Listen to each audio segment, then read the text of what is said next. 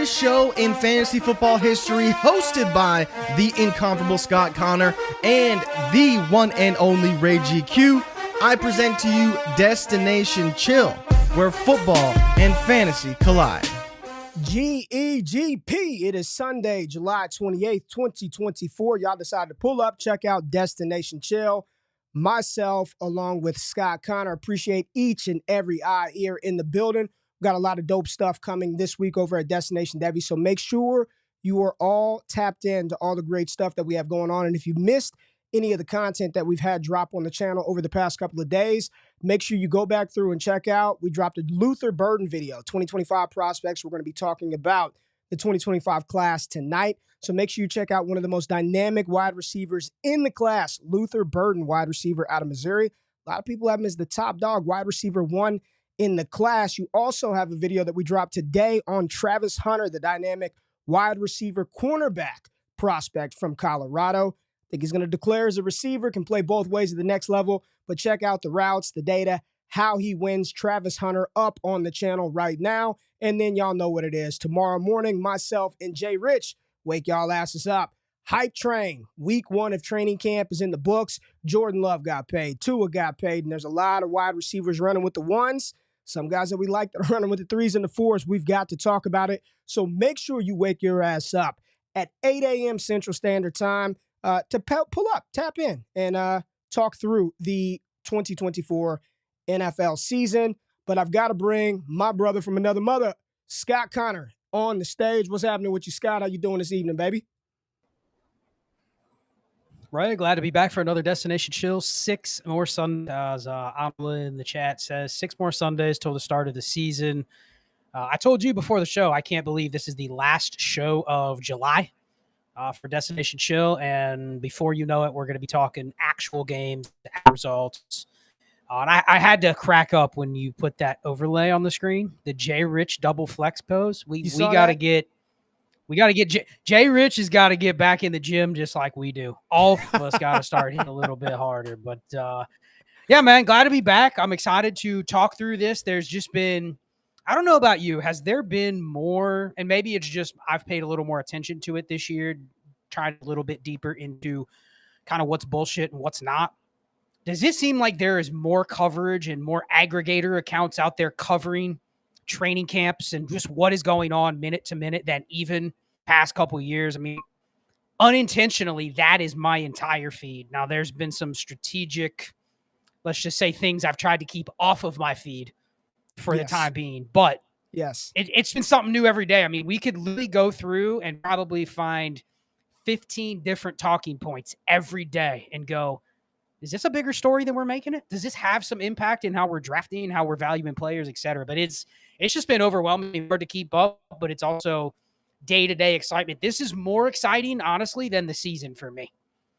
The season, it's like shit changes every day, every game. There's overreactions. But here, it's fun following this stuff. Hey, this is why we do it. And I didn't think it would be this fun. I was hoping that training camp would get through and we'd get to the season. But I'm enjoying this daily grind that we have right now. Yeah, I think as you evolve through fantasy football and you mature through learning, through failures, through successes, you learn to appreciate what this period really is. And what's happening this period isn't players that are going to go from the 6th wide receiver chair to a top 2 wide receiver in one season, but you're starting to see real actionable information taking place. And I think we just internalize it a little bit differently. So you enjoy the process instead of freaking out and stressing out over one bad practice report on day 2 of training camp, or going too far and saying just because a guy had a good one-on-one rep in individual drills that they're going to be the next thing since sliced bread. But what you're talking about, and more coverage around training camp, more aggregate accounts, more people just tweeting out videos and information from beat reporters and coaches, that is a real thing. And I did not expect to pull this up on the stream, but I'm about to do this real quick because this is a great segue into this topic that we're going to discuss last night. Something, Scott, that I talked about within our community. I've been thinking about. Family and I just got back from vacation and really, really wanted to start to have this conversation. So this is a tweet that dropped 10 minutes ago underneath our promotion of the stream. and it's from World Serpent 82. Shout out to World Serpent 82. The most recent pod on this topic was fantastic. You nailed it, and I fully expect the rest of the industry will catch on later. Awesome work being ahead of the curve. And the topic of tonight's show is the most valuable rookie picks of all time, 2025 class. And I'm gonna get right to it. I believe that's what's about to happen, Scott.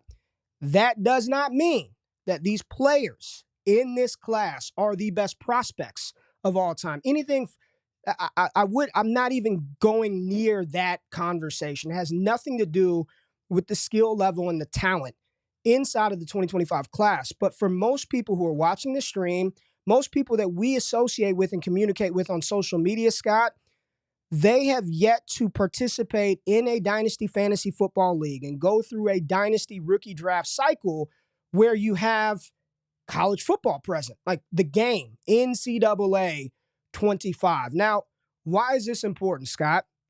Well, for 10 years, if you weren't a lover of college football, most people didn't pay attention to who the Kansas quarterback was, who the running back for Kansas State, Marshall, Louisville, Kentucky. Most people didn't give a damn about college football or the rookies up until the rookie draft process, when you start to really trying to figure out what that class is going to look like. But with the launch and the crazy worldwide success of college football 25, what is about to happen is you are going to have more eyes, more ears, and more attention on collegiate players than we have seen in a decade.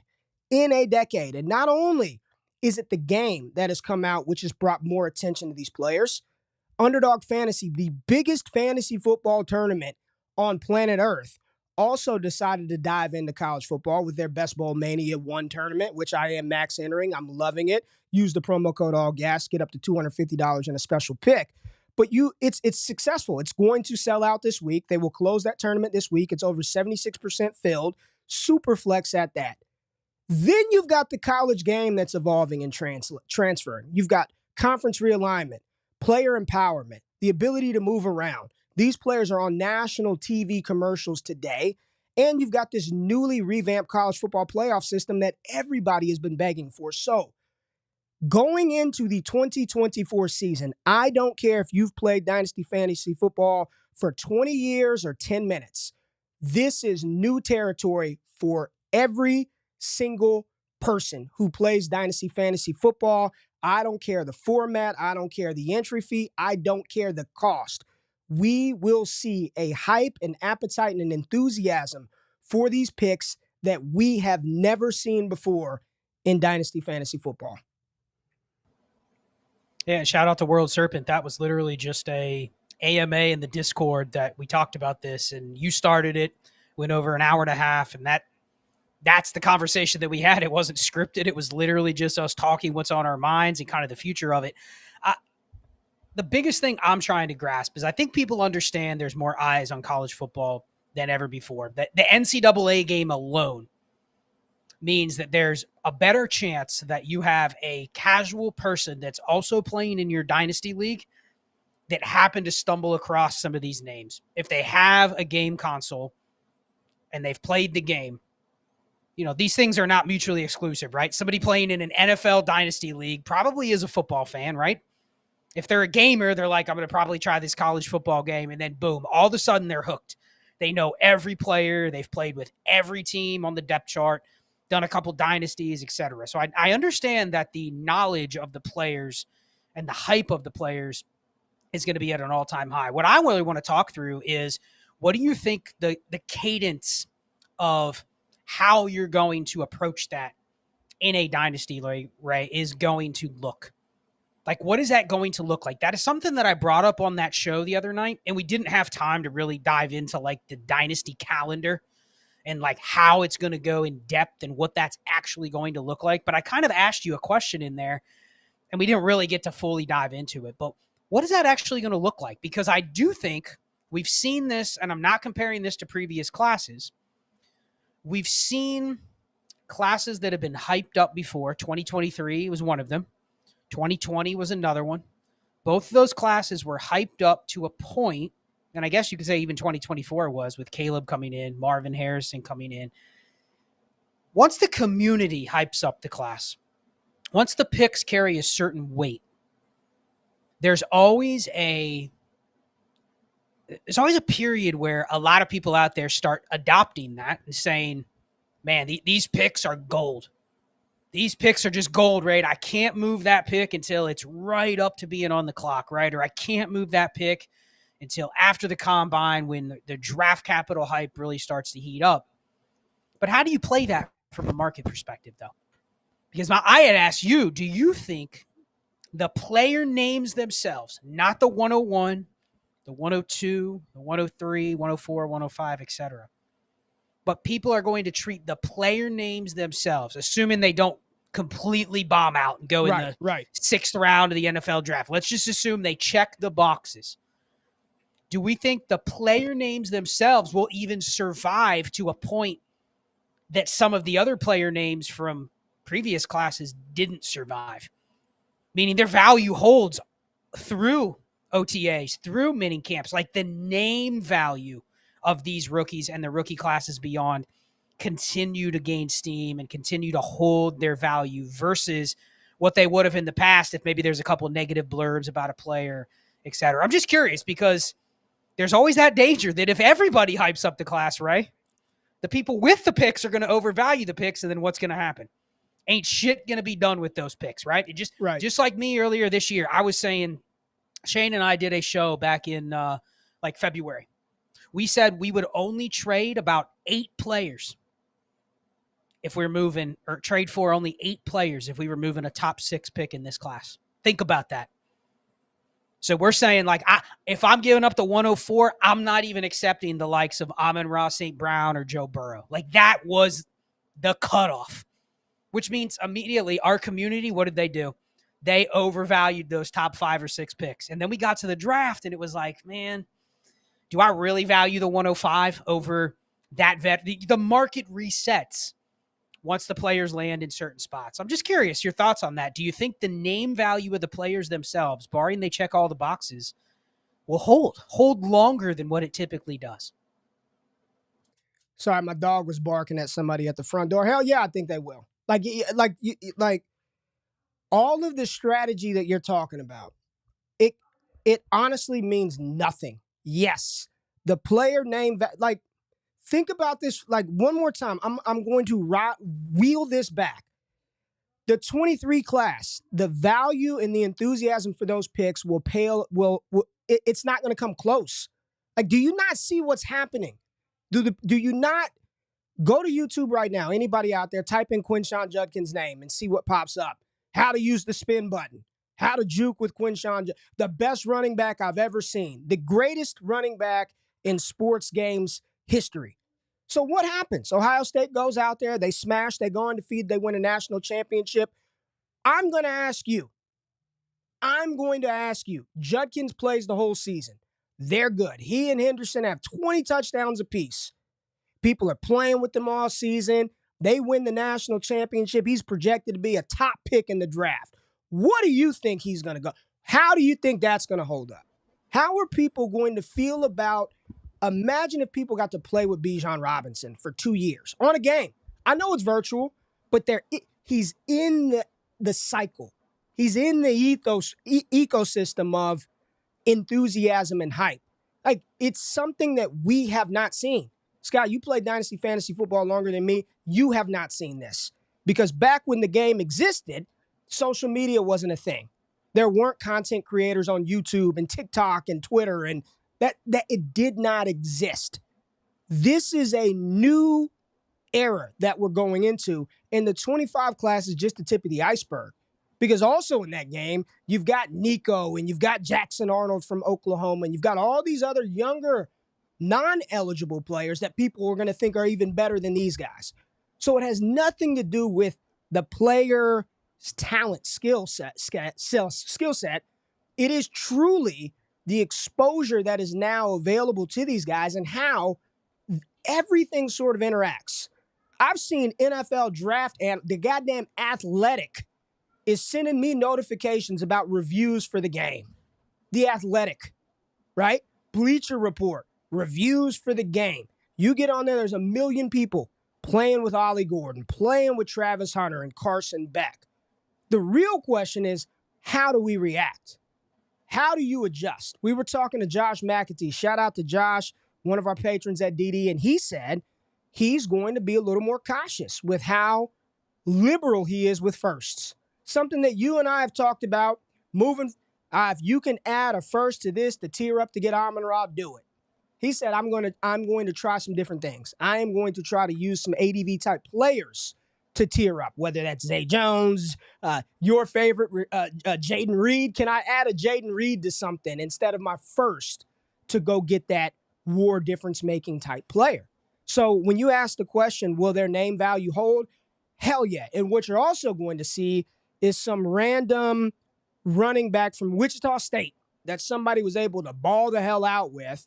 They get a little bit of draft buzz, and now they get pumped up based on the fact that people know who they are. I don't even know the tip of the iceberg for what this is going to look like, but I'm pretty confident that the value of these picks once we get to February, March of 2025, I don't think you'll be able to get them. And Richie in the chat said this right here. He said this a few minutes ago. Haven't even had our 2024 rookie draft yet, and already have guys in the league sending offers for a couple of 25 first. I've grabbed from other teams that projected to be mid to early.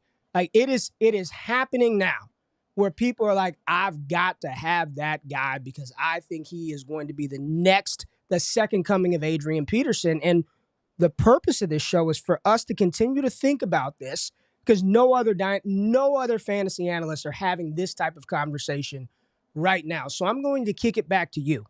Let's just go down the path that everything that we're discussing right now is in fact going to happen. Like it's not a matter of if, it's when. What do you do? What is the play with those 25 picks? Because I want to be clear. I am not saying that these guys are going to be the best rookies we've ever seen. The furthest thing from that. But the value of the asset and the idea and the hope that these guys are what we've continued to see throughout the season, for people playing the game, from all the exposure that these young athletes are going to get now, how do we react and maneuver and manipulate that enthusiasm to our gain from a strategic standpoint for Dynasty? Well, I think it starts what you were already talking about that Josh had mentioned, is you have to assume, because again, we're making this bet. If this is what you think is going to happen, you have to kind of lean into already projecting that it's going to happen if you want to get an edge. That's another thing you and I have been talking about behind the scenes, is kind of aligning bets you've already placed, whether it's best ball, whether it's redraft, whether it's dynasty, making bets and aligning everything else you do after you make that bet to maximize what you've already bet on. Quit hedging so much. I mean, I've made a career playing dynasty hedging a lot, but the days of being able to hedge into an advantage, I think, are less and less now because a lot of other people are out there hedging. And if you have 10 people in a league that are hedging on every bet, there's nobody that has any conviction, right? Everybody's going, I'll just kind of play it down the middle, get a little exposure here, a little exposure here. Not going to take a lot of risk. I know everybody else basically is going to shoot themselves in the foot because they don't have a plan, and I'm going to win by proxy because I'm one of the few people that actually has construction or a plan. But as that goes away, I think leaning into the bets you've already made. So thinking about, okay, what does this mean just for the upcoming season? Forget about the offseason for a second. What does this mean for the upcoming season? We have to assume that more people are going to. The reason I think it was important what Josh says is Josh is typically coming at this from somebody that is not really tapped in with Devy. Usually is aggressive trading away those picks. Hell, Josh was somebody that said he traded every pick he had outside of the top 6 or 7 picks this year before we even got to combine season. Because he just figured I'm betting against late first no matter who the players are, right? Right. Or teams that play picks that he thinks is going to be late first picks. So if that is a person that is already saying, man, maybe he's not going to be the one that values the picks higher, but he's going to view the pick that he's given differently. He's going to be less likely to send it for, think of a deal that you would never do today, but you could see people doing in a month when the season starts. We're 4 weeks in, Ray, and Stephon Diggs is just blowing it up with CJ Stroud. 10 targets a game. He's a 20-point per game receiver. The Texans are absolutely humming. He's everything you think But it's clear that Stephon Diggs, like the report you posted earlier, and I'm hearing the same thing, that Diggs is still going to be the guy until he's not. Now, there will be people out there that have played Dynasty for a long time. What are they going to say? Ah, man, I'm 3-1, Ray. I'm going to ship that first for Diggs, right? Yeah. Give me that Diggs because he's producing. And I don't think that's wrong, but I think what we're saying is that is going to be less likely that someone just throws their first out in the midst of battle, in the midst of point scoring season, to get that Diggs that's smashing, to get that Derrick Henry that's scoring 2 touchdowns a game, to get that short-term asset that before they would have said, man, if this pick ends up the 109 or 110, what am I really trading away? Now, it doesn't always end up the 109 or the 110, but you know the type of move that as soon as something appears to be true, people are trying to ship off that late first. That is a form of betting against the team that you have right now. You're betting that your team's going to continue to roll, so you're willing to trade away your first. So assuming they're going to be less available, let's just say across all of our leagues, firsts are going to be a little tighter. There's going to be one more person in every 12-team league that says, ugh, right. I can't move it unless you are paying me for the Ray GQ hype on these 25 picks and what they're going to look like here in 3 months when the season ends. So let's just say they become less available. How do you then value scarcity across your league? Do you look at it like, are you now willing? Are we going to see more people? And this is something I've been preaching for a little while, but definitely with the receivers in the NFL right now, are you going to see more people that are willing to kind of hedge their bets, even on contending teams, and be more aggressive in trading away, not the Derrick Henrys, the Cooper Kupps. Right. Those are easy to move if you can get a first. You would say no matter what your team is, you can get a first for Derrick Henry. You just take it, right? Right.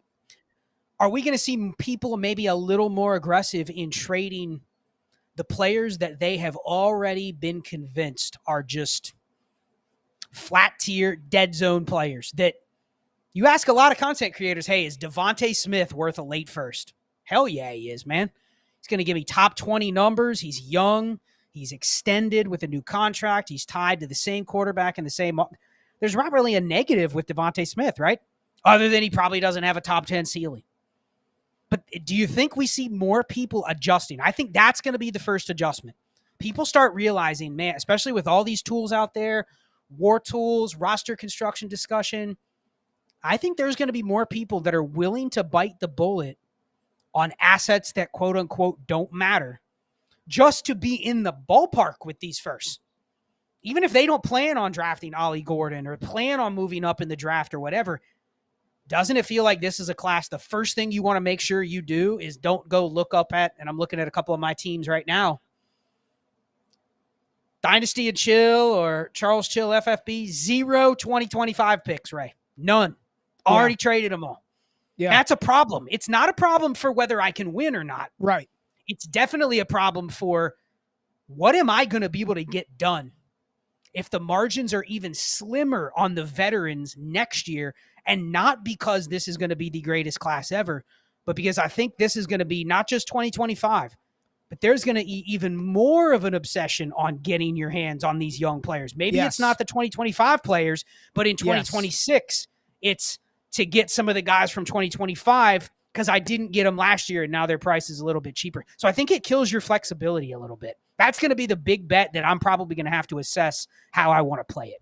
Well, let me ask you, because these are my thoughts and opinions, and I don't want to impose my beliefs, my thought on anybody else. You've been playing this game for a long time. You have been in a many of Devy leagues. You have accumulated hundreds of rookie picks at a time across your portfolio. What do you think? What do you, when you sit back and you look at the space and you look at where we're at, where we came from, and where we could go, because that's what we like to do, is theorize about where we could go.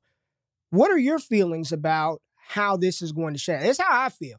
I'm very convicted. I am very convinced, and I've got a lot of conviction that once we get to the draft process, man, people are going to do very dumb things for those picks. I mean, very dumb things.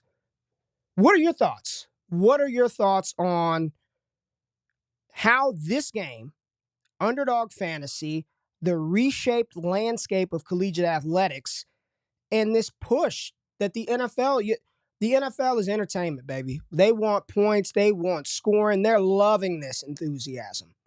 What are your thoughts for how the community is going to react now? Because, man, Scott, I look back the past couple of years, no one gave a shit about Oklahoma State in June or July. Nobody was talking.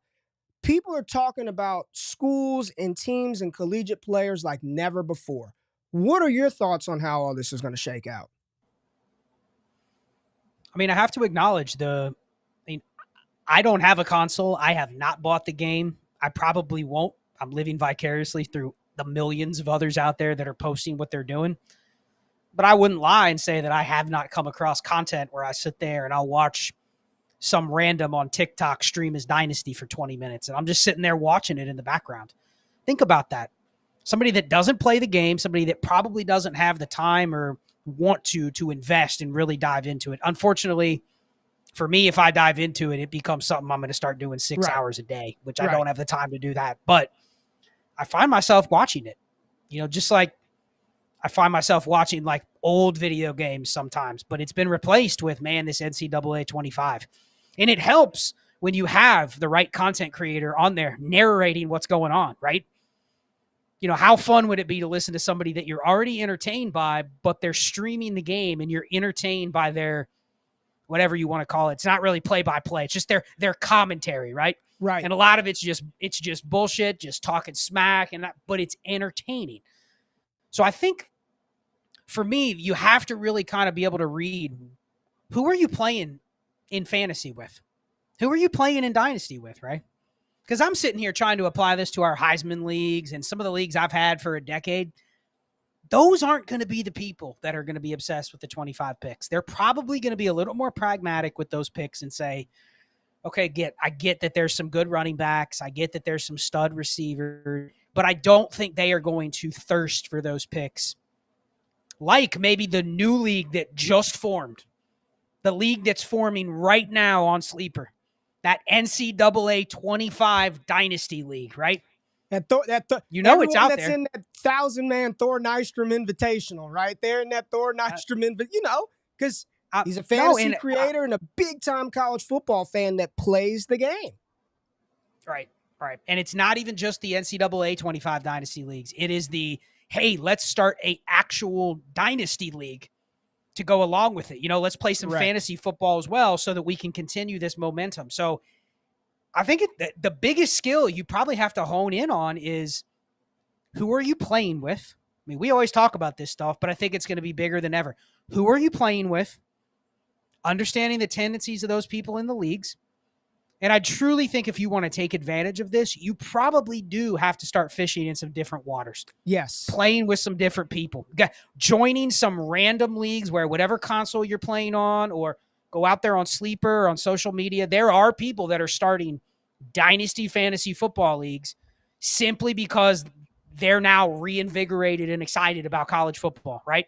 They want to start Dynasty because it's the perfect lead into, hey, we're going to be able to put these guys into a Dynasty league next year. Perfect. Let's set one up. We'll do the startup, etc. That's probably where you're going to see the inflation of the 25 picks, where you're going to see it impossible to get to the 25 picks. People doing crazy things to get Ted McMillan or Ollie Gordon, even relative to, you really going to give up Jahmyr Gibbs for Ollie Gordon? Right. Or Jamar Chase for Ted McMillan? But that's the league. You're probably going to find the person that's willing to explore that type of deal. It's not going to be in a Heisman league. If anything, the people in the Heisman leagues are going to go, wait a second, is this even going to work in my leagues? I don't know. Yeah. Well, here's the thing. Unfortunately for Heisman leagues, that's like 24 people out of millions. So that don't matter. Correct.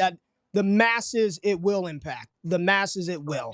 The Heisman League with 12 degenerates that are in our community, probably still. Like, I think you are underestimating. Do I underestimate the ones that will still? I think you are, man. I think you are. Fall for the wolf for their head. There is something to already having a predisposition to believe that somebody was good. And then when everybody else talks about that thing, even if it's from a completely different realm, a non-realistic game, there is something that you start to think about like, man, like he is pretty good. And they do have a good team. and all these things. And when I'm thinking about fantasy football, what do people no one gives a shit about Derrick Henry or Cooper Kupp. Nobody. Josh Jacobs, Stephon Diggs, Derrick Henry, nobody cares. Those are the ones that are going to score us points, but yet nobody cares, right? Who do people care about? Tank Dell, Keon Coleman, Marvin Harris, Malik Neighbors, all up and down the timeline. Nobody cares about the old guys until you get into the thing and then you actually see, well, I guess it is going to be Jerome Ford again, and it's not going to be this player. I guess it is going to be Ezekiel Elliott and not the third UDFA Blake Watson or whomever it is. It's going to be Javon. Once you get in the season, that's when the reality smacks people right across the face. But in peak Magic Bean season, that's what we're talking about. We are exploiting what's going to happen here in the next couple of weeks when Ohio State goes out there versus Akron. And let me vibe with me. What happens? Ohio State opens up with some podunk team. I think it's Akron week 1. And Judkins scores 4 fucking touchdowns week 1. Week 1, 4 of them. Ollie Gordon goes out there and just get 40. Mike Gundy already said his punishment is 50 carries. We're just going to give him the ball as much as he can handle for a DUI. They go out there and do what they're supposed to do. How are the people who are creating content in the fantasy space, because it's everybody. I just said it's The Athletic. It's Bleacher Report. It's Campus to Canton. It's DD. It's player. Everybody's talking about it. What is the narrative going to be following week 1 when the players that we have now gained some familiarity with actually start to produce? What happens? Tell me. What happens in those dynasty leagues where people are watching that play out? What happens? I mean, I definitely think the person's going to be reconsidering how they value that 25 first that they have. And maybe there's going to be periods where people go through and say, man, can I get another one of those 25 first? Like it's going to start building the excitement, to your point, earlier than it has in the past. That's the point. It's not so much that the class, like you said, is going to be better. It's going to start building it from the get-go. Before the NFL season even starts, there's going to be more people paying attention to the class. And I do think this year, I believe it was a record. We had 26 offensive skill players drafted in the top 100 of the NFL draft. So just by the numbers, we have a higher likelihood that this year's rookie class, whether you think they're difference makers or not, I think we have a better shot this year of a bunch of rookies because it was a good class producing quicker, which will also lead into the hype for next year's class. Was I don't see another class being as deep as 2024 was in terms of how many guys get drafted, right? Right. But all it takes is a couple of these guys like a Jalen Wright or Jalen Polk, somebody like that to go out and just absolutely be great from day one. Whether they have all the perfect opportunity or not, all it takes is those couple moments where everybody else just not the Scott Connor that's played Dynasty since 2014 or Ray that's played since 2016 or 2017, but the guy that just started in 2023, right. All he knows is, man, rookies just hit right away, right? Rookies they come in, they have roles, and they're fantasy relevant, which is going to create, I'm just picturing for what this looks like with Underdog. Do we look at a year next year where the first and second year players on Underdog are every damn one of them is overvalued? That is the majority of, we've seen it this year with a lot of rookies get pumped up to Malik Neighbors going in the second round. That he's got to be real good to deliver a second round price. People don't care though, because they're willing to just suspend any sort of rational thought and go, but Ray, there's a 10% chance Malik Neighbors is just Jamar Chase, and he's just too good, and I have to have 10% of them just in case. Could we get that with 6 players next year? You know what I mean? Maybe that's the impact that we don't see today, that it's hard to measure from a dynasty lens, but it's just the overall expectations for rookies get reset. And then in 2 years, we're going to be having the conversation, man, we were really over our skis in 25 and 26 about, we had 7 rookie receivers inside the top 20, or we had 7 rookie running backs in the top 9 in Dynasty, Ray, already, and they've never even gotten drafted yet. I think it's going to be overcorrected at some point, but how do you ride the wave as it's getting bigger? Well, let's tie a bow on this, because I do want to talk about some training camp narratives. I know There are some things floating around about some players, and I kind of want to touch on that before we get out of here. But I think the message and the takeaway here is, and you, my friend, were probably the best at it a couple of years ago when you were in acquisition mode of 23 picks. I remember that crusade you went on when you had, was it 50, 60, 70, 2023 first round picks? And I vividly remember that you said during the season, you had little to no interest in moving them. You said you had little to no interest moving a 23 first, yet with those 70 plus picks, you also had little to no interest in making all 70 picks. But you said that during the season, that was not your play, that you were going to hold those picks because it had the Bijans, it had the Bryce Youngs and the A. Riches and Jay, et cetera, et cetera. You were not moving them. I think we're getting them back around to that. You know, this year we said after the first 5 or 6 picks, screw them. Trade down the road. And maybe this goes through to that strategy of, you don't know what next year's class is going to be. You don't know what new thing is going to ignite change in the space. So when you have an opportunity to sort of kick the can down the road, for those that did do that, that traded out of those 110s, 112s, 201s, and they picked up 25 first, you're probably feeling really good right now, opposed to buying Keon Coleman or whomever it may be. And we'll talk a little bit about this in a second. But just my big takeaways is it's what Josh said, and it's what we started the show with. I am going to be very mindful with how I spend those firsts. I don't believe that I want to spend them on, and you saw people do this last year. They needed that spot start quarterback that was a little shaky. I'll pay for Baker. I'll go get Baker for first. Now, it worked out because he got the deal. But I don't know how comfortable I'd feel about doing that this year with fringe level assets. I don't know if I want to give up that first to go chase Matthew Stafford for the push. As good as he may look, I'm just like, I'm not doing that. I'm not doing that. I'm not sending that away for that asset. I'm not sending that away for a 31-year-old Cooper Kupp. Steph, I'm just not going to do it. I'm going to try to find other ways to accomplish the same goal. Hoard those picks. It's back in pick hoard season for me. And I'm just trying to accumulate with no plan to make those selections. I don't need every 2025 rookie.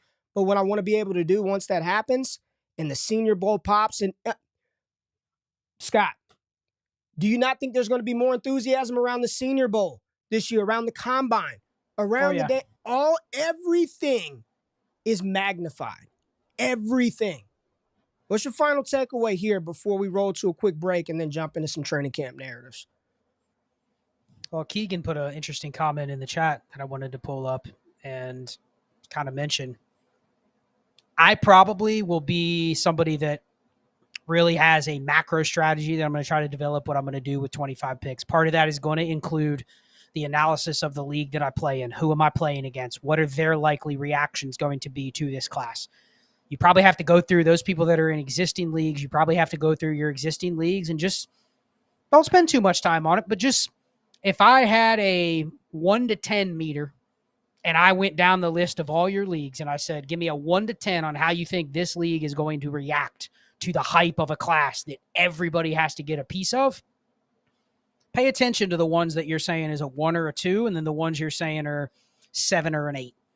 You're going to probably want to formulate a macro strategy around playing in leagues that are like both. So it's not all or nothing. It's not I will never trade a 25 pick, or I will give up everybody but 20 players in Dynasty for a random 25 pick. That's going to the extremes. Right. But to Keegan's point, there may be a way where are 26 picks easier to get in these leagues where maybe they're not as excited or not going to overreact as much to the 25 picks, but the people that have them are listening to us and saying those picks are not going to be moved. In fact, everybody that has those picks are just going to sit on them and be excited with whatever pick they end up with. So my point is, can you get a premium on trading 2 years out? If you're betting this is going to continue, year 2 of the NCAA game, more new Dynasty players. We didn't even talk about how many more people are going to just come into the Dynasty space from NCAA 25 and from underdog. Those are not going to be the players that have been in Heisman for 3 years. Correct. That have a Dynasty process down pat. They're not going to overreact to any prospect or any pick or any class. but you're inevitably going to be in leagues with those types of people. Are they not going to value the 26 picks correctly? Is there an edge? Can you get ahead of it 2 years out? I don't know. Something to think about, though. But I'll put out some content on this. This is something I'm going to probably do on Destination Dynasty throughout the season of, man, how do I get a wrangle on these 25 picks and making sure I have enough of them? But I don't even think it's about having enough of them. I think you have to have them. Back to your thing about the 23 picks that I collected. That worked out okay, Ray, but there were some picks where I did end up having to make them because that class did fizzle out a little bit when you got to the draft. Right. But there were some leagues that, how did they allow me to get 625 first or 623 first that year? Probably because that's not the league economy that I was going to turn around and sell them on that JSN or that Bryce Young at the range that I would have wanted to sell for. So the ability for me to get the picks is also speaking to the market that I was in to begin with. These are probably not the managers that are going to overreact. So more to come on that, but I like talking through this. This was a good topic. I thought we were going to talk a little less on this, but we could do entire hours on this content. So I want to get to some training camp stuff. So what I want to do, because I honestly don't think we did this conversation full justice, because there are a lot of things, residual fallout from exposure and eyes on the product, the fall, from the Senior Bowl, the draft, all of these things. It's going to impact it. So comment below.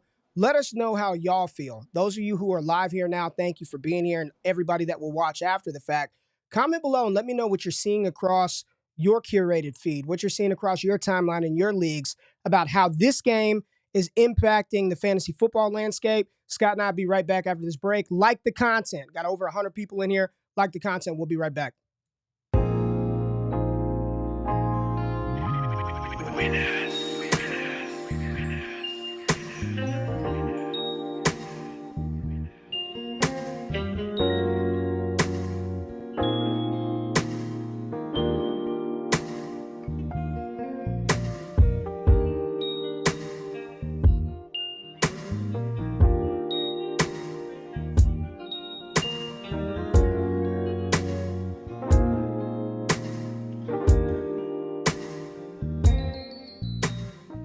All right, Scott, appreciate everybody for being here. Like the content. If you did not do that, training camp, Scott. Jay Rich and I are going to talk about this tomorrow morning a lot on Wake Up, more so from like a hype perspective, see if you're buying or selling some of the rookie camp hype. So make sure you check out the show tomorrow morning, bright and early, 8 a.m. I think it's Eastern. Is it Eastern or Central? 8 a.m. Central or Eastern. Check it out. Central. I'm on the damn show. Jay Rich is there.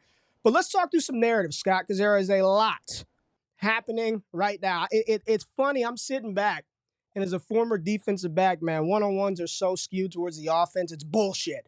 I'm seeing A.D. Mitchell take 8 seconds making amazing catches and people going crazy. And I'm like, QB sacked right there. Like, that is a sack. This is a drill design for the offense and receiver.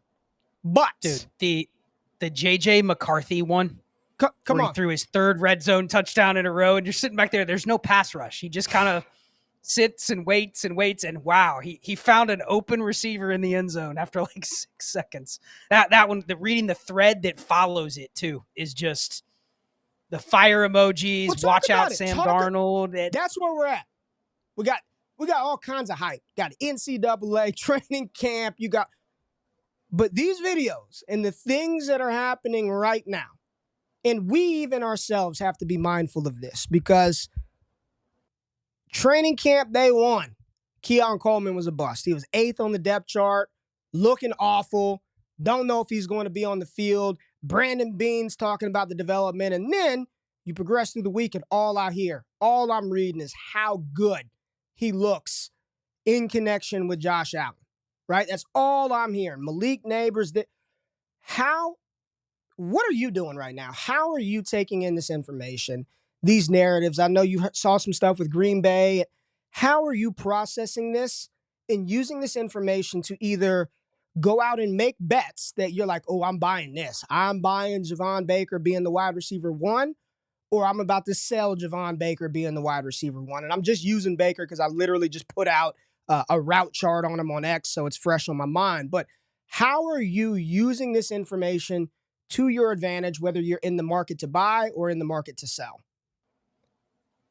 Yeah, I think the edges here are being able to make a little bit of conviction bets on players that are right on the fringe of whether they matter or not.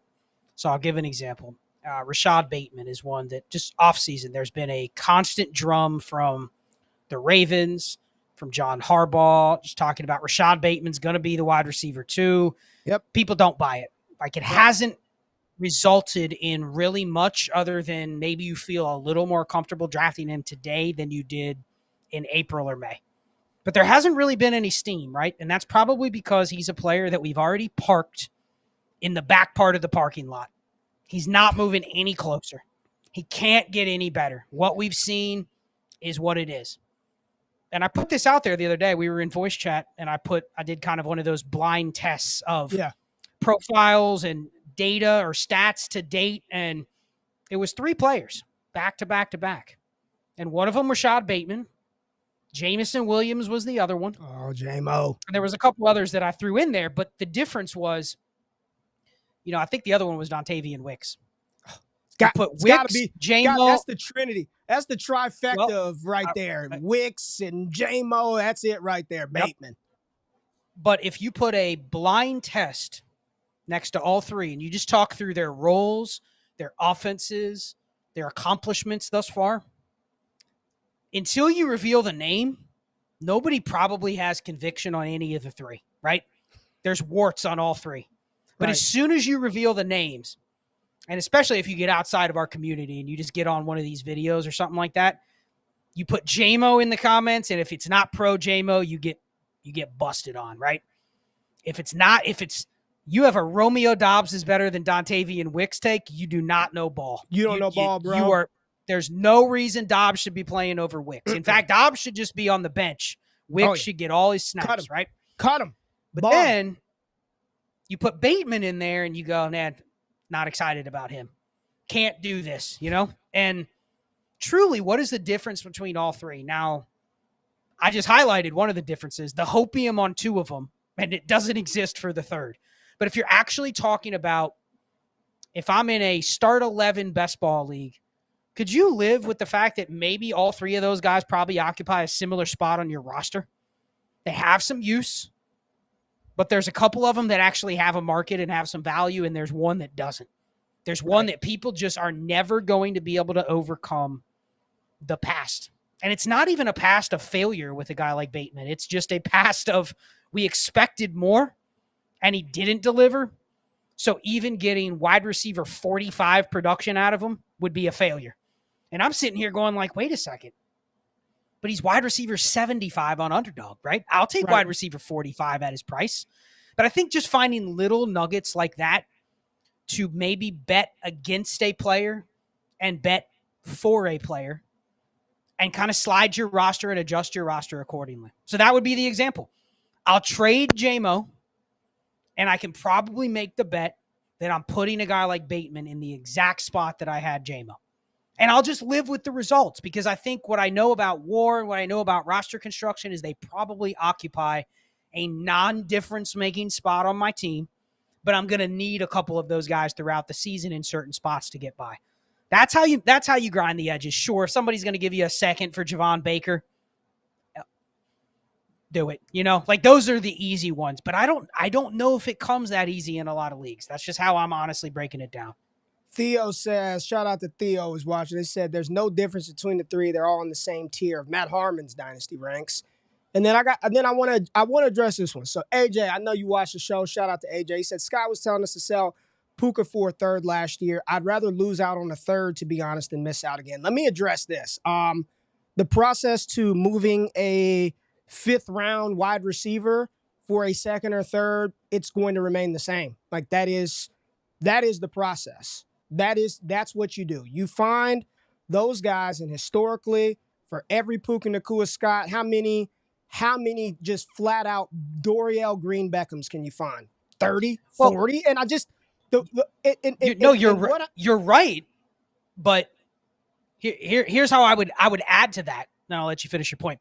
There are layers to selling Puka, right? There were layers of day one of camp, if it's like this guy's going to be a contributor, I have no problem selling a player you picked up off waivers or drafted in the 4th round for a 3rd. But then information evolves. I will be honest. I missed on Puka. I did not miss on Puka if I sold him for a 3rd in the preseason. You know where I missed on him? Is ignoring the first couple weeks when his value adjusted and I didn't adjust high enough. That is where the misses happened on a bigger scale that I'm going to probably adhere to my process. I play in a lot of leagues, Ray. I have a bunch of shares of the Puka level guys from this year. I have no problem doing that again because 19 out of 20 of them are roster clogger city going forward. But the difference was with Puka, we saw levels of, all right, maybe after week 1, we need to readjust that this guy isn't worth a 3rd anymore, that he's at least worth a 2nd, right? It's the part of fantasy football that I continue to preach about. And if y'all listen to me, you're going to get sick of hearing me say it all season. There's not enough information or analysts that understand the game of football, period. And that's no disrespect to you, Scott. There's no disrespect to you. It's no disrespect to anybody. But it is not black. Football is not black or white. It is not. It isn't. Just because you've got 10 receivers on your roster that behind their last name is a WR, they're not the same. They don't occupy the same role. They're not asked to do the same things. And it does not work like that. I was a boundary corner in college. They would never put me inside, ever. Even though I was a corner, that was not my game. I can't cover two-way goes. That's not my skill set. I'm a boundary level physical corner. Why would they put me on the inside? When you look at Puka Nacua's situation last year, I think so many people, the fantasy space is late. We are behind a year, 2, 3 years behind. And a lot of times when you looked at Puka last year and then you rewind 2 years prior to that, the Amon-Ra St. Browns, there are select situations where a player is paired and married with an offense that just perfectly aligns. And when you have those situations and you can recognize them through data, participation data, deployment data, first read target share percentages, and when you have all of that, we weren't talking about this stuff last year with Puka. It was still a little antiquated, right? It was still, 5th round receiver, yada, yada, yada. And then you listen to more NFL people. Go listen to The Athletic Show with Sean McVay talking about how and why he deploys certain types of players in certain situations. The game is changing. And because the game is changing, it doesn't matter if you're a 5'8", 160-pound receiver. If you're in the right spot with the right coach that knows how to deploy you, you can be successful. I think moving forward, the thing that people need not do is chase to find a Puka. Let Puka find you. I promise you, if y'all want the answer to who the next Puka Nacua is, I'm going solo screen. All right, Scott? If y'all want the answer of who the next Puka Nacua is, who the next Tank Dell is, don't believe any bullshit from any analyst out there that is telling you today, July 28th, that they know who it's going to be. Let those players find you. Let those players find you, and when the information and the data is presented and it all aligns, the participation, the offense, the usage, buy in. Don't overthink it. Don't make it more complicated than it needs be. Well, what if Amon-Ra next year? I ain't worried about none of that. Well, what if after 6-7 weeks, like Puka Nacua is probably going to be Puka Nacua. Let those players find you. You need not chase to find that player. My bad, Scott. I just had to say that because everyone's looking for it. Let it find you. Football is going to play. Like the game is going to happen. Nico Collins is going to happen again. There's going to be another version of a player that was drafted later or maybe forgotten about. And you know who it may be? It may be somebody you don't like, Scott. It may be somebody that the bias is negative. Quentin Johnston. It could be. And if the data and the information aligns, are you going to have the dynasty discipline to act? Or are you going to say, I don't really like him. I'm not. But there are people. What'd you say, Scott? You were trying to negotiate a deal the other day. I just don't know about that Brock Purdy. Still, somebody told you they still aren't quite sure about Brock Purdy. Therein lies that I missed out. That's how you miss out on Puka. That's how you miss out on Tank. It's not doing it first. There's so many analysts that want to be first to say Buy Javon Baker because I'm telling you, he should have been drafted in round 1. That's going to be a first. He's going to be the one, not wide. Let that shit happen.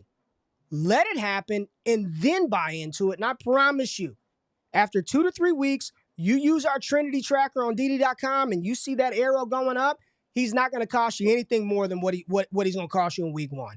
Like, it's not going to be, the delta cost difference is not going to be significant. Let Puka find you. Stop chasing that shit. Stop chasing it. I'm glad you went solo and said that, because I think that is the key point to this is if it is a player like Quentin Johnston or if it is a player like Rashad Bateman, I'm just throwing those two names out because we've mentioned them in the last 10 minutes. What do you know that's probably true? The uptick in movement on players like that will be slower than if it is the person that people are saying is the next Puka, right? Like, there's going to be a window. If a player was a 5th-round pick, sure, the Pukas of the world are going to accelerate how quickly their value explodes, but it's not going to be so fast that you are going to miss out. You are going to have a week, 2 weeks, 3 weeks. You're going to have data out there to be able to say, maybe I should act on this. And I think that's the point to take away is it is not going to happen overnight. Whereas there's bias with, you mentioned Keon Coleman earlier, but let's go Brian Thomas or Xavier Worthy, right? Both of them, if you're willing to give up probably a 25 first, attainable. Would you agree? Yes. Right? Yes. One of them goes out and looks insane week 1, unattainable. Cost prohibitive, unobtainable. Yes. Meaning, like, all of a sudden I need 2 firsts for those guys, and now we're in a range where if you didn't get them, you're not getting them. They're not worth 2 firsts probably, but the window closed very quickly because of where they started. They started high. You could have still purchased, but now it's to a point where it's like, damn, I'm dipping into my mortgage payment to purchase here. That's probably not a smart bet. Right. Whereas if it's a 5th-round receiver, if it's Javon Baker, if it's some of these guys we're not really talking about and we start to see it gradually grow, it's going to look more like probably the Dontavian Wicks type ascent. That's an ascent that we're going to look back, if he continues to be good, that's going to be an ascent that's over like a 12-month period, right? Where people were not sure what to do for different periods of time in there. Really just clouded because there were other wide receivers on his team. Nothing's changed about his profile, his role, none of that. But it was a lot more gradual. And that goes back to AJ's comment about the 3rd. I'm going to have misses. The process especially is going to have misses when you're playing on a large scale. You're dealing with tons and tons of players, tons and tons of rookie picks. There's going to be misses, flat out misses that were very, very profitable if you wouldn't have done them. But I think it's just understanding, what have we talked about for the last year with picking after the top 10, 15, 20 in a rookie draft? What was our main focus this year and going forward? ADV. ADV. Don't just look at a 3rd rounder as just what a 3rd rounder is worth, right? Just the player. Look at what the player itself from an ADV standpoint can become. And even if it starts to look like it's a success, what does that track look like? Back to is a 3rd-round receiver going to explode to be worth 2 firsts after week 1? Probably not. But a guy that was a 2nd-rounder, Keon Coleman, could be if he has a good game, and that's just simply because of where they started the race. So that's kind of have to look at these late-round picks is what can you do with them and think more about not the player you're drafting, but the trajectory of that player for all these same reasons. The next Puka shouldn't be who's going to be the next Puka. It's who do other people think is in a situation that could be. That would be the ADV speaking. All right, I'm like Candyman. Anytime you send 3 messages in a row in the chat, I'm going to come. And Drew Sorensen has done it. He is called the Candyman, so let's bring your ass up on stage. What up, Drew? Drew is a faithful viewer of all things DD, so shout out to Drew. But Drew says, we are wrong, Scott. Says, I think you believe someone is going to sell a player like Puka at KTC value. We haven't even used KTC one time, but let's continue to go. When you find it convenient and you're flat wrong, someone found Puka, he starts to break out, they won't sell. Love you guys, but your premise here is wrong. If you wanted Puka for anything under wide receiver 1 prices, you needed to draft him, Drew, you are dead ass wrong. This is factually incorrect. There were plenty of people moving Puka Nacua post week 1, post week 2 for less than wide receiver 1 prices. KTC value is the biggest load of shit ever. No one's selling anything at KTC value. Go look at Keep Trade Cut right now and let me know. Go move that Kyron for KTC prices. Go move that Derrick Henry, that B. No one's getting moved for KTC prices. And if you've got that much conviction on those players, call them out. Call them out, draft them now, and hold them. Majority of the times, people don't know. Majority of the times, you don't know. And you can go acquire said asset using certain things if you buy out. Now, if you wait till week 13 to try to go get him when he's putting up 20 points a game, no. But early in the season, you 1,000% could. You had some of the top fantasy analysts. You got one right next to me that was able to do it, and multiple people did. They were selling Puka Nacua for selling them for seconds or thirds, which means somebody was buying for seconds or thirds post week 1 that they did not draft that player. There is no KTC value. It's a load of crock. You can't sell or buy anything for what KTC says. KTC says I should be able to go get Tyler Lockett for a 4th, and ain't nobody doing that. Like it is irrelevant for the market manipulation. What we're talking about is whatever your league economy dictates you to be able to move a player for, that's all that matters. Maybe in your league, Scott, you can't move those players for at first, but you can do it for 2 seconds. Cool. It's your league economy and what you can manipulate and move a player for inside your league. We are dead right here. Dead right. You don't have to do that to find the player. There are sophisticated resources and tools out here right now that after week 1 and 2, it will tell you participation reports and usage and all that good stuff. And majority of the time, Scott, as somebody who I think I know a little bit about, just maybe I know a little something about this, maybe. But go back last season and go look at what Nico Collins cost folks for the first 6-7 weeks of the season. Even when he was producing, right? Even when he was producing, people still, I'm not buying into that. No, thank you. I'm good on that. I'm not paying that. Even when he was producing. Until it got to a point where it's like, oh shit, I guess he is the guy now. Brock Purdy, Amon-Ra St. Brown, Puka Nacua. The list goes on and on and on for all of fantasy football eternity. This ain't new. Puka Nacua is not new. Now, he did something that nobody ever did, which is outlier-ish, but we have rookie breakouts all the time. All the time. Some of them stick, some of them go. But that is not some unknown event that you cannot move a player like Puka Nacua unless you draft him for less than wide receiver 1 prices. That is incorrect. Well, I think what Drew's speaking to here, and I get where he's coming from. I don't. But I think I get the premise of what he's saying is that essentially you're going to have to buy out the bias a little bit on the person that hit on the Puka, and it looks like it's happening right in front of your eyes, Ray. You're going to have to pay their price. But what he is wrong is 100%. Someone said it in the chat. They sold Puka for a second after week 1. That was the conversation. Everyone remembers this because it went from, man, he's a guy that people were selling for thirds in the preseason because we hadn't seen anything. Then after week 1, it was, man, this was a week 1 that nobody saw coming.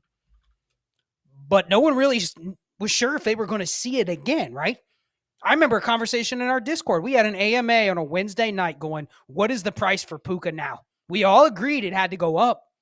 But then it was, man, if you could get a second and a third or whatever it is, you still sell, right? Then he went out the next week and did it again, and all of a sudden, that's when it was a first. But you're telling me, Ray, if you would have come with a first in 2 seconds, even after week 2, you couldn't have bought him? September 21st, I just went on Twitter. Puka Nacua and James Cook for Devontae Smith on the 21st of September. Here goes one from October 23rd. Puka Nacua for a 2nd and a 3rd round pick. So he must have had a down week. He may have gotten hurt, or this Cooper Kupp came back and it was all over. After Kupp was coming back and producing. Kupp coming back, people trying to get out because it's over. I mean, it's bigger. Everyone views the end result of Puka Nacua, that he set the NFL record in the mark. But the journey was not an elevator ride up. The journey was not like this. It was not just an ascending stair ladder to heaven. There were some valleys and peaks inside of there where there's no way he's going to be able to continue that level of production. He's not going to be able to hold up. What happens when Cooper Kupp comes back? He's still a fifth-round guy. Sean McVay is going to replace him in the draft. There was still plenty of people within the Dynasty fantasy football space that were not sold on Puka Nacua, even after he started to really, really take a hold. It's easy to sit back today and be like, you couldn't have moved him for less than what? That's bullshit. You could have, and people did all throughout the season, Scott. All throughout the season. And I think that's one thing we forget about as we get to this part of the process. Oh, man, if you didn't get him, you could have bought Amon-Ra St. Brown for less than market value going into year 2, midway through year 2. People were still, I don't know. They did draft J-Mo. They traded up for him. I still don't know. It's, do you have the dynasty discipline to execute when said thing is in front of you? Or now that you have the information that says, hold, don't sell, look at what he's doing amongst everybody else on their team. And this is why this is why Trinity Tracker is the best wide receiver tool in fantasy football, bar none. It is. It literally, we did the shows and it's showing you week to week amongst an offense where the opportunity is going and how that opportunity is being distributed and how it translates to fantasy points. So now that we have that this year, and if it is Javon Baker, you start to look at that Trinity Tracker and you look at New England and he's just ahead of everybody every week. At that point, I don't care what your feelings were coming in, it very well could be him. And that's the beauty of adjusting to new information. And I believe that more people have problems with that than at the end when everything is done. Yeah, it's easy to paint the picture. It's easy to make a bet at the end when Sean McVay says Puka Nacua is the guy. But as you're going through it, do you have the guts? Do you have the conviction to say, I'm going to trust this data. I'm going to trust what the teams are telling me, and I'm going to make that bet now. I think a lot of people have difficulty doing that in season. I mean, I 100% do. That has been probably my Achilles heel over the years in Dynasty is I have developed a lot of processes that have become, I guess, mainstream in the industry in terms of a lot of people follow it religiously, but there are some blind spots with those two words you mentioned, discipline, conviction. And as the edges start to slim, as more people now have processes and have tools, I mean, we've been talking about this all summer. You know, what happens when basically everybody can run their teams based on they just sync their league, they sync their settings, they sync their scoring, and there's just a roadmap of how to manage the team, right? Do this trade, don't do that trade. All these trade calculators out there that are being integrated with different sites that track your rosters and run your WAR and all that stuff. People are able to kind of, they have a governor now on their dynasty teams, right? Where unless they just go, I'm going to go get every player that I just love, it's kind of hard to screw it up now compared to where it was like 5 years ago. So that is the biggest development point for me, is using things like Trinity, where Ray puts out a video on Trinity and goes, man, Javon Baker looks like he's probably a guy that'd be worth firing a late first for. I mean, we're assuming it's actually happening, right? He's well above everybody else. The Scott of the past would have sat there and gone, damn, I was getting this guy in the third or fourth of rookie drafts. I've already sold a couple probably at the third price point, the second price point. There's no way I can be convicted and maybe buy one or two at that first price point. Like, it's just a bad bet. And so what do? I don't have the conviction. Right. And the person that had the conviction on that play would have outpaced me. Now, someone mentioned earlier that my process is typically a portfolio, right? Because I'm making a lot of these decisions. Here's the good thing. If I miss on, I didn't really get impacted a ton by missing on a lot of Puka, because I probably neutralized a lot of that with some other moves that I made, but I'm also playing in 50 leagues. So there's a big difference there when I can say, okay, yeah, it didn't affect me as much as the people that listen to me. There's people that say, man, I sold Puka for a third in the preseason and I only have one dynasty league. That one trade, Ray, set me back. That one trade set me back because I only have one league. So I do have to be careful of that. So I appreciate people calling me out on that because I need to be better. Not that I've gotten lazy, but one move doesn't move the needle when you have thousands of moves to make. But for other people that are consuming the content, it might. So I probably do have to be a little more clear with where I'm having discipline and where I have conviction, and obviously using the tools makes those processes easier. All right, well, let's hit a couple of chats real quick, and then we will wrap up for tonight. And I just want to hit up the Fantasy Plumber. He said, conviction is a double-edged sword. Here's how I think about it. I don't think about it as a sword. When your conviction is founded with a true process, then you're just going to be right sometimes or wrong. And I'm okay with that. I think conviction, there's something about conviction that is satisfying, right? Either way, whether you fit the outcome is favorable or negative, when you've got a process, you follow that process and the result is positive in your favor, it feels great. Like, man, track the Trinity. I told you to buy Adam Thielen and Nico Collins, and it worked out, and they helped you score fantasy points, and then you won the week. When you have conviction and it doesn't work out, what you do is, I don't view it as a sword. I was convinced, Scott might have been wrong on Puka Nacua and Amon-Ra St. Brown, but I was the same guy pumping up Treylon Burks and telling you he was drafted in the first round. He's 6'3", 230 pounds, and can run a 4.3 40. And I had conviction that he was going to be a good player. But you know what? It didn't work out. Now, I can look at what happened. Was it him? Was it the situation? Either way, there was a learning lesson in that. So while the bet didn't make out, I was convicted on the capital, the talent, the scheme, the player. We're just wrong. And that's I'm okay with being wrong. What I try to do is go back to the drawing board and figure out where and why I got this wrong, and where there's some gaps or some flaws in my process that I can fix, so we don't bet on low A-dot gadgety type players in college because they never seem to translate in the NFL. They just don't.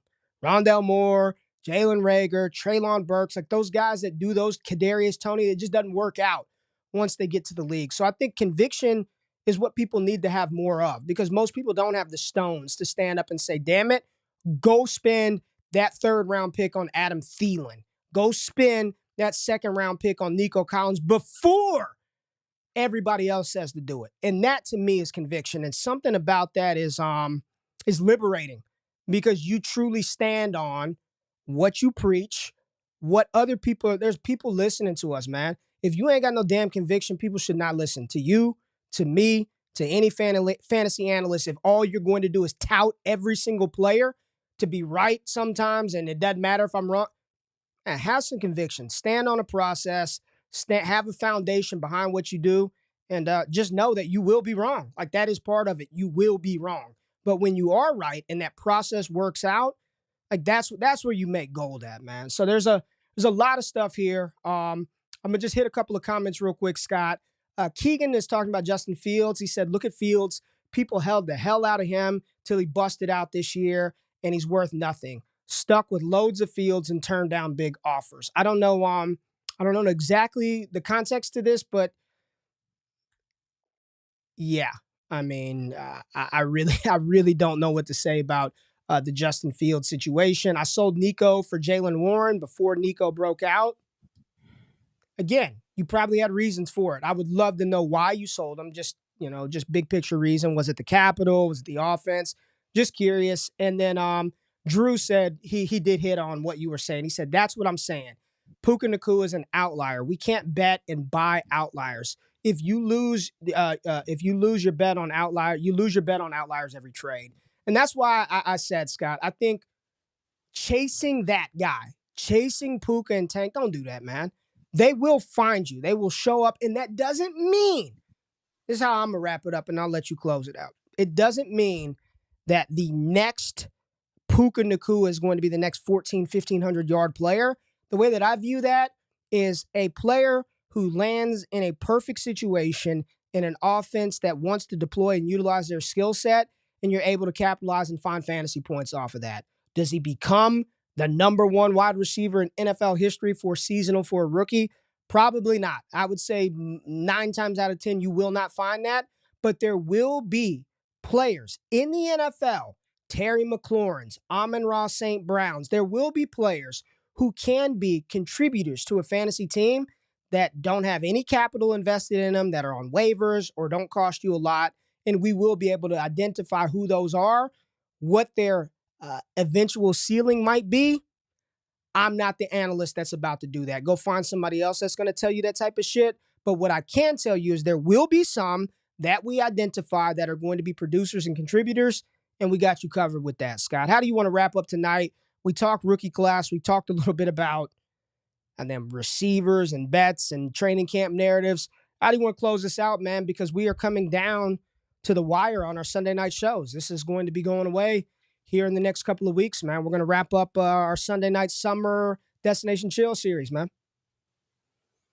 Yeah, I think this has actually been a good show for me to kind of just sit back and listen a little bit and really reflect on. For me, Dynasty has always been about playing in a lot of leagues, playing in a portfolio, making a lot of decisions, sound decisions, backed in data, backed in process. And ultimately, it's always been about profitability.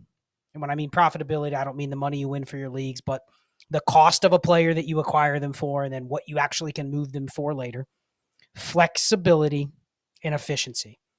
That has been the staples of what I play Dynasty based on: profitability, flexibility, and efficiency. But the game's changing a little bit. So I think those things are still there, because if you have those things, the points are going to come. If you have the most valuable roster, if you have the assets that are the most flexible, and you're not wasting a lot on your bench or on your roster, the wins are going to come. The points are going to come. You're going to be in contention. You're going to have a majority of your teams in the playoffs. But as everybody else around you changes, what I probably didn't account for 5 years ago, because who the hell would have accounted for this space going to where it has 5 years ago, is just how quickly that stuff will become adopted. And sometimes you sit back and you go, man, I actually did have a little bit of an impact on how people are deploying these things. You know, people, and I'm humbled when people do it, but they'll go, yeah, you know, I'm playing in a league with you now, and I basically know everything that you try to do. Yep. And I do it too, and I'm going to do it against you. And you don't really think about that until you start to see it out there more and more and more. And now we have all these sites, including DD, that has tools that basically put that in one snapshot for you. Right. You don't even need to have listened to content for 5 years. It's right there. Just go to this site, go to this community. The answers are right there. So I think just sitting back and reflecting on the next edge is going to be one of two things. It's going to be reading your league and understanding the pulse of where they are, that 1 to 10. Where are they at? Do they understand process or they don't? If they don't, then a lot of the stuff that I've preached for a while is still going to work. Yes. But if they do, the next edge is going to be what you've talked about. Exploiting ADV, but being able to find the places where you want to have some conviction. Because once everything becomes really efficient, it goes back to the old, I probably just have to get the outcomes right. I have to make the right bets. And when I make them, you pick the players, but also correlate what I'm doing with that direction of the team. So then that's going to be something that we focus a lot on going forward with WAR and whatnot, is when you're leaning in a certain direction, lean all the way into it. Don't go into Don't it. hedge within the bet you've already made. Don't you go into it, because this is what you're talking about deserves more than 2 minutes to wrap up, because you are right. Yep. It is. Let's just leave it at this. Picking players is the first step of the first part of the next iteration of how you gain that edge. But there is some important context to that picking players that Scott is alluding to. I think this is something maybe inside the Discord or for Destination Chill, but I do know that you have to record a special series that you are starting tonight with the Dynasty Theory crew, John Bauer and Mitch Sorensen. So you've got to wrap up here, get over there with them. I'm excited to listen to this series. Can you just quickly preview it for the folks that'll be listening to it tomorrow? Yeah, it's going to be Summer Strategy Series. We're going to do a show with those two. They've had their own company. They've had their own takes, their own process. So we're just going to dive into some more Summer Dynasty strategy. We're going to talk through some of these actual thoughts that we've gone through. It's a perfect lead in for me because that's where my brain's at right now. So just next 2 weeks of Summer Strategy on Destination Dynasty will be with John Bauer and Mitch from Dynasty Theory.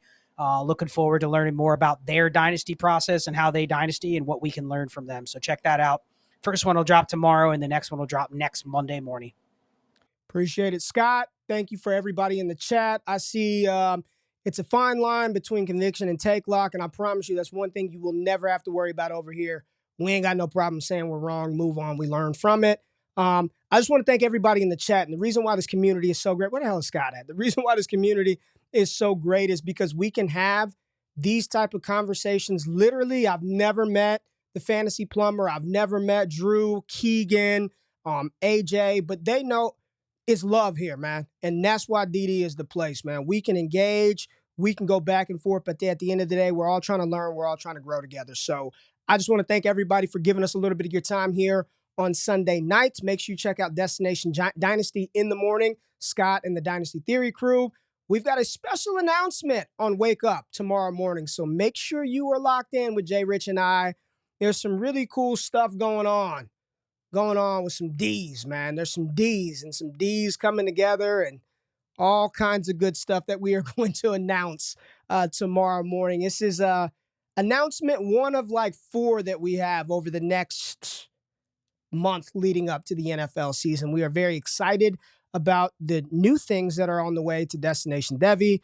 And I'm excited for this community and for everybody that taps in, whether you're on the Patreon, the website, or YouTube right here. So hit that thumbs up button on your way out of the building. If you're new, thank you for giving Scott and I about an hour and a half of your time this evening. Make sure you check out all our content, and we'll see you next week. Be chill, y'all. Peace.